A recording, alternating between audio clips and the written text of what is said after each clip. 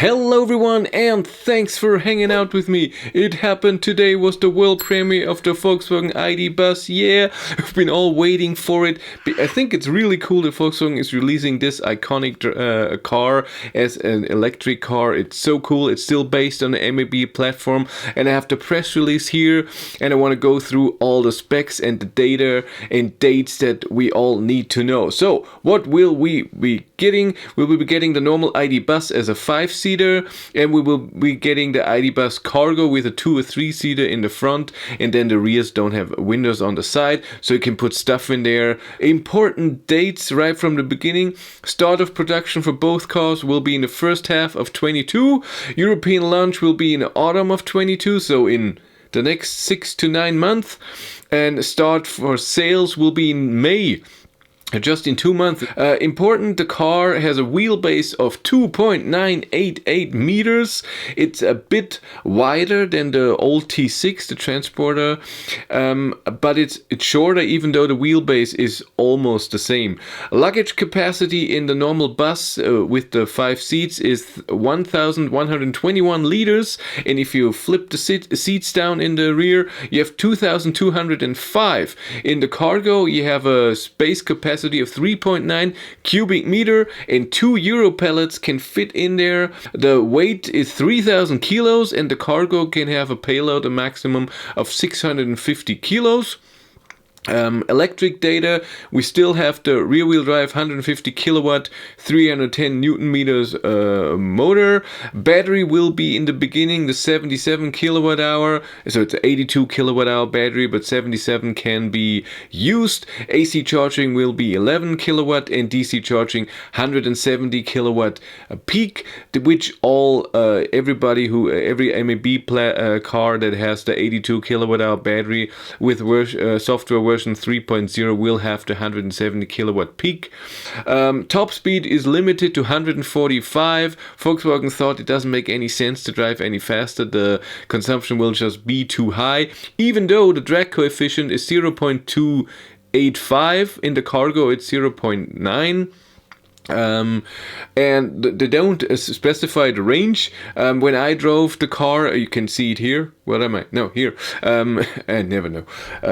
When I drove the ID Bus just a few days ago, and it was a pre-production model, but I could feel how the car is driving, and so watch the video. It was really cool. It drives really nice. My consumption was 285, but I was doing a mix of country and city and even highway, accelerating a lot and driving above 140, especially above 130 a lot for 450 kilometers altogether. I mean, the whole thing was then 200, but when I looked at the consumption, so that's really okay. I was expecting more. When you look at the car, it looks more like it has a higher consumption than this. Turning circle, very amazing, 11.1 meters. That's nothing. Production and delivery in Europe will be with a carbon neutral footprint as ID3 and ID4, zero emission electric drive system, of course.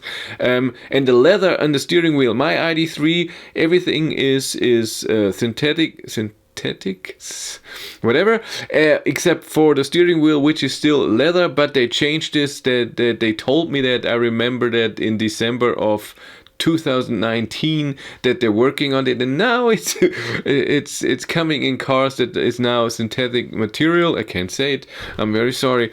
And also a lot of materials are made from recycled products. The car will be built in Hanover in Germany, and you have a few color choices. The pictures and things I have here in videos are just the two ones, or the orange one, the yellow one, and the Cargo is the blue one.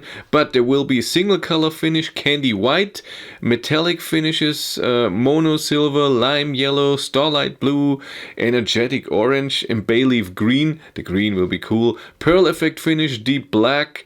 Two-tone finishes will be the candy white in combination with lime yellow, starlight blue, energetic so candy white, and then with the yellow, the blue, the orange, or the green. The ID Bus will also get to North America with a longer wheelbase in 2023. Sales will start in 24. The Cargo will not go to North America. That's important. The ID bus will already be delivered with plug and charge, so I don't know if what version of software it will be. I'm guessing 3.1, so not 3.0, but we'll find out hopefully soon. So what is plug and charge? It means that you put in the car your WeCharge card, and then when you plug into, and they told me what's, or it says it in here, Ionity, Aral, BP, Enel, Eon, Iberdrola, and Evany. If you charge there, the charger will communicate with the car, know what car it is, so you don't need a card or anything. You just plug in and it works. And so Tesla style, finally it's coming to Volkswagen cars. So hopefully, if this is a 3.1 and the cars will be delivered in September, that means maybe other cars will get 3.1 and plug-in charge as well at this time. Also, what you get is a thing called bus box. I have to read this thing.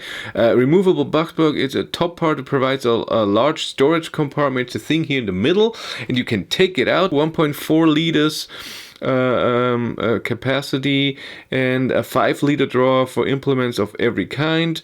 Of course, the bus will come with all the software things that cars, all MEB platform cars get with 3.0. So travel assist with swarm data, which means that a lot of cars, ID cars, are driving and they notice that most cars are slowing down in this corner. So if you use travel assist, the car will slow down at that spot without you having to do anything. And park assist plus with memory function. So if you're at home in your around your garage, you can put in record my driving, drive into the garage, and then it will record that. Next time you're there, you just press park and it will drive the same way that you did into your parking spot that you need. Maybe you have a weird thing that you have to do it. And of course, the lane changing at 90 kilometers an hour and above on the highway if you want to pass a car or something, assisted lane changing on motorways. I'm looking forward to that in all ID3, ID4 and ID5.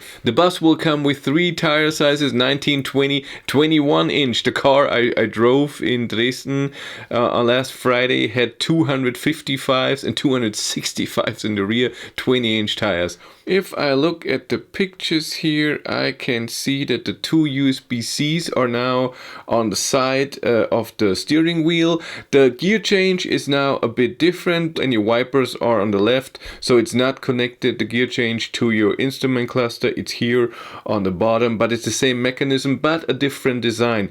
And in the middle console you have then your opening of the rear doors, and by the way, they really open all the way, even with the charge port in the rear.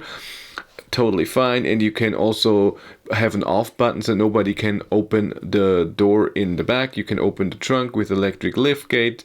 You have a 12-volt outlet in the back. The yellow interior is taste. If you like that. Wouldn't be my taste, but that's okay. And there's also another USB-C in the door and in the rear, at both doors, so you have 5 USB-Cs in the car. And of course electric seats with memory function. And on the ceiling you have 3 double lights. In the ID3, ID4, ID5 you have 2, one in the front, one in the rear. When you have panoramic roof, it's all the way in the rear. And here you have 3 times the 2. Look at the cargo in the blue. Yeah, with the black interior. The other cars had the white interior. And you have the normal glove box, and you have then 2 other things where you can put stuff, and then your cup holders in the middle. And in the cargo I can see another 12-volt outlet in the front. And in the cargo you can see in the rear is a lot of attachments where you can strap things down. I'm looking forward to a real media drive soon to do a little range test, see how that is, and charging test. But that's it for me. Thank you much for watching. Have a great day and take care. Bye.